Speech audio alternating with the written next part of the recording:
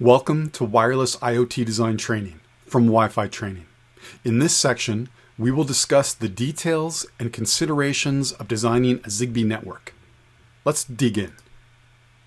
Zigbee's initial target markets are home and commercial building automation, industrial plant monitoring, and other sensing and control applications where low power, reliability, and long battery life are paramount. Zigbee protocol features include support for multiple network topologies such as point-to-point, point-to-multipoint, and mesh networks. Low duty cycle provides long battery life. Many applications must run unattended for years when using battery power. Commercially available Zigbee system nodes consume approximately 50 milliwatts when active and less than a microwatt when idle or in sleep mode. With a battery source of just 3 watt-hours, such systems can last 2.5 days when active 100% of the time. With a duty cycle of only 0.1%, that same system can last for up to 6 years without a battery change or recharge. Zigbee supports relatively low data rates of 250 kilobits per second, but consider your average light switch doesn't need a lot of bandwidth when it communicates. Zigbee supports an increasing scale and complexity of wireless networks and copes with large local networks of greater than 250 nodes. In fact, Zigbee 3.0 increased node support from 250 to upwards of 65,000 nodes within a single Zigbee network. There is a self-healing component. With these hyper-large networks, Zigbee also handles the dynamic behavior of these networks with nodes appearing, disappearing, and then reappearing in the network. It allows orphan nodes, which can result from the loss of a parent, to rejoin the network via a different path or through a different parent. The self-healing nature of Zigbee mesh networks also allows nodes to drop out of the network without any disruption to the internal routing structure. For those security conscious-minded individuals, 128-bit AES encryption is used for secure data connections based on the standard defined in IEEE 802.15.4. When joining the Zigbee network, nodes adopt whichever security method is used by the hub network they join. Before we go further, let's talk about 3 types of nodes that we can find in a Zigbee network. First is the Zigbee coordinator, also known as the PAN coordinator. It's the most capable device and forms the root of the network tree while also supporting the ability to bridge to other networks. There is precisely one Zigbee coordinator in each network since it's the device that starts the network in the beginning. It stores information about the network, including acting as the trust center and repository for security keys in centralized configurations. Next, we have the Zigbee router, which in addition to running as an application function, a router can act as an intermediate router passing data from other devices. Lastly, we have a Zigbee end device called the Z, not to be confused with the Z. It contains just enough functionality to talk to the parent node, either a coordinator or a router. It cannot relay data from other devices. This relationship allows the node to be asleep a significant amount of time, thereby giving it long battery life and reducing the time in between recharges. A Z requires the least amount of memory and thus has potential to have less expensive manufacturing costs compared to a router or a coordinator. A little bit about acronyms, because Zigbee likes to throw in some of these definitions. A full function device, or an FFD, can talk to a reduced function device, an RFD, or it can talk to another FFD, while an RFD can only talk to an FFD. Basically, FFDs can do anything and be anything. An RFD is intended for applications that are extremely simple and do not need to send large amounts of data. While Zigbee being a wireless mesh networking architecture, the standard actually supports several network topologies, including star, tree, full, and partial mesh networks as well. Consequently, the first consideration a designer should consider is which topology best suits the requirements of the application. Remember, performance can drop when multiple hops are introduced. If data reliability is key, mesh network architectures offer the best protection against the intermittent issues that cause signal degradation in any wireless environment. A Zigbee network starts with a Zigbee coordinator, and the network forms around that. By placing Zigbee receivers and transmitters closer together, signal degradation effects are reduced. Redundant paths of mesh networks ensure alternate data path routes, and no single point of failure should a node fail across the network. A typical home automation network controlling close proximity lights, access, and HVAC systems are typical examples of this. But other applications may require Zigbee routers to extend the range of the network, acting as relays for nodes that are too far apart to communicate directly. Those deployments may rely on battery-powered routers that need a significant amount of sleeping or idle time to preserve their lifetime. Consider a crop monitoring network or other similar agricultural application. In such a scenario, a tree or cluster tree configuration could work best. It can aggregate multiple subnetworks into a long-distance Zigbee wide area network in which low data rate traffic trickles along the tree, awakening battery-powered routers only when needed to pass or receive data between the appropriate subnets. Conversely, some shorter range applications may be better suited using a star topology where the communications overhead of mesh network routing may not be necessary. Deployments like Philips Hue lights can operate like this. The simple request or response protocol whereby shortcuts are discovered under Zigbee is derived from a routing algorithm well known in the academic community called AODV, or Ad Hoc On-Demand Distance Vector Routing. Once the addresses are distributed, a Zigbee router only needs to perform a simple calculation to determine how best to send the message on its way. This form of routing is known informally as tree routing because it takes advantage of the tree structured addressing in making its routing decisions. The problem with tree routing is that tree routes may be longer than ideal since they follow the structure of the tree rather than the shortest path possible between nodes. Routes that are longer than necessary generate extra traffic and are more likely to fail due to transient conditions in the RF medium. In order to improve routing efficiency, the Zigbee algorithm also allows routers to discover shortcuts. Each router that wishes to exploit shortcuts must maintain a table containing pairs of information. One half of the pair is the destination address, and the other half is the address of the next device on the path towards that destination. The rule for routing is simple.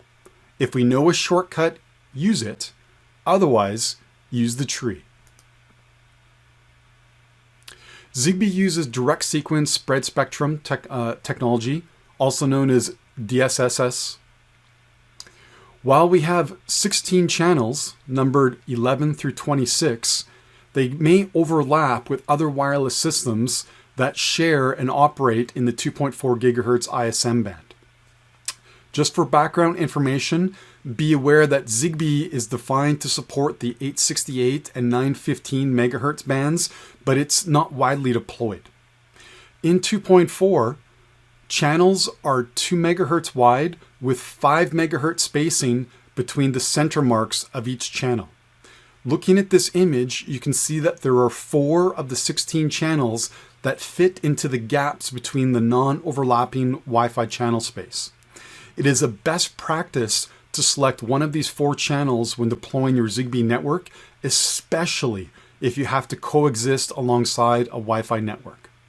It's also a best practice to maximize distance between Zigbee and Wi-Fi channels, avoiding any channel overlap. The raw over-the-air data rate in the 2.4 band is 250 kilobits per channel. The actual data throughput will be less than this maximum specified due to packet overhead and processing delays. For indoor applications at 2.4 gigahertz, typical transmission distance is in the order of 10 to 20 meters, but that depends on the construction materials of the walls and number of walls that need to be penetrated. In addition, it depends on the output power permitted in that geographic location. Output power of Zigbee radios is typically in the order of 0 to 20 dBm or 1 to 100 milliwatts. Here's an example of a configuration for Philips Hue lights. You can see that the system designers have very limited access and ability to make changes. They cannot control any of the security settings, and they can toggle a randomized selector to choose the channel that they operate on. So you can keep hitting this randomized button until the Zigbee gateway for the Philips Hue lights ends up on one of those 4 channels, 15, 20, 25, or 26, the 4 channels that avoid overlapping with Wi-Fi. Most Zigbee solutions will require some level of security policy to be designed into the devices. Fortunately, Zigbee provides a standardized security specification based on a 128-bit AES algorithm and incorporates the strong security elements of 802.15.4. Zigbee stack profiles define security for the MAC, network, and application layers. Security services are used for key establishment and transport, device management, and frame protection. A lot of these security decisions are made and locked in prior to Zigbee network ending up in the hands of a designer. If embedded system designers choose to use a public Zigbee profile, then the security decisions for their applications have already been made for them. They are predefined in the profile. And chances are that even if a developer intends to build a private profile application, he or she will choose the security mode in one of Zigbee's predefined stack profiles. At this level, design engineers need to decide issues such as whether they need to encrypt the payload of the data frame, as well as the length of the authentication code tagged on to the end of that frame. Authentication codes can be 8, 16, or 64 bits in flavor. Some basic applications may not require authentication, and thus can benefit from the smaller packet payload. These data integrity options allow developers to make trade-offs between message protection and message overhead. A thermostat message passing to a controller, for example, will probably have a limited range of valid values, somewhere between 10 and 30 degrees Celsius, and thus may not require encryption. But it would be important to ensure that the source is authenticated to the Zigbee network. IoT designers must also decide where to apply security, at the MAC, network, or application layers. If the application needs the strongest security possible, secure it at the application layer. Security implemented here utilizes a unique session key that can only be authenticated and decrypted by another device possessing that key. This approach protects against both internal and external attacks, but it requires more memory to implement. Security at the MAC and network layers serve essentially the same purpose: to secure single-hop transmissions. The MAC layer inherently mediates access to the shared medium and controls single-hop transmissions between neighboring devices. The Zigbee Alliance added a network layer security option to include additional functionality not available at the MAC layer, including the ability to reject data frames if their freshness cannot be verified. Both but both of these security layers use a global key that all Zigbee devices on the network must share. MAC and network layer security is good for applications that need protection against certain types of infrastructure attacks. For example, protection against a nefarious device maliciously inserted into the network. If a developer needs to establish a route between two devices and the network layer frames were not secure, that device could intercept the packets. Zigbee 3.0 provides enhanced network security. There are two methods that give rise to two types of networks. The first type is a centralized security. This uses a method that employs a coordinator or trust center that forms the network and manages the allocation of network and link security keys to joining nodes. Centralized mode establishes and maintains keys and scales well, but it comes at the cost of significantly more memory. Zigbee Security introduced a concept of a trust center, which allows devices in the network, distributes keys, and enables end-to-end security between devices. A trust center is used only in the centralized security mode. Next, we have distributed security model, which uses a method that has no coordinator or trust center and is formed by a router. Any Zigbee router node can subsequently provide the network key to joining nodes. Distributed mode is lightweight, but does not establish keys and does not scale with the size of the network. Keep in mind that much of this is already set in the Zigbee system or product that was purchased, and IoT designers do not have access or the ability to change or select security behavior from the profiles that have already been set. Lastly, we move into Zigbee Design, where a common best practice is to use predictive modeling software. As Zigbee operates at 2.4 gigahertz, we can model nodes and controllers with similar power levels to generate a predictive heat map.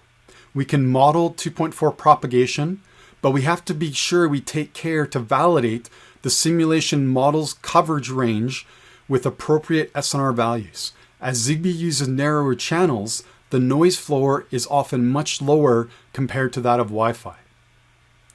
Once we've completed a predictive design, it is another best practice to take real-world Zigbee nodes and controllers out into the field and perform an IoT on a stick type model. Here we could place real equipment, position the sensors where the blinds, light switches, or controllers would go, and then we can centrally locate the Zigbee gateway if we were building a star topology and validate that we have connectivity.